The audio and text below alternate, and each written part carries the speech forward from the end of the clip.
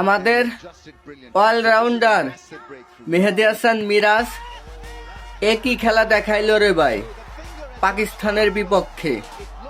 38 over বল কইরা 102 run দিয়া 5টা উইকেট নিয়ে গেল তিনার ফাইবার সাইডরা।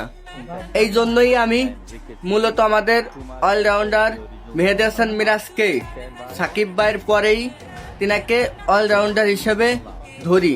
তো আর কথা না বাড়িয়ে আপনারা যারা যারা মিস করছেন আমাদের অলরাউন্ডার মেহেদী হাসান মিরাজের পাকিস্তানের বিপক্ষে প্রথম টেস্টে এই 5 উইকেট, তারা অবশ্যই ভিডিওটি শেষ পর্যন্ত দেখা কমেন্ট বক্সে সুন্দর করে আমাদের মেহেদী হাসান মিরাজ ভাইকে নিয়ে একটি কমেন্ট করে যাবেন। তিনি কি পারবে আমাদের দ্বিতীয় সাকিব হইতে? আমি বললাম পারবে ইনশাআল্লাহ।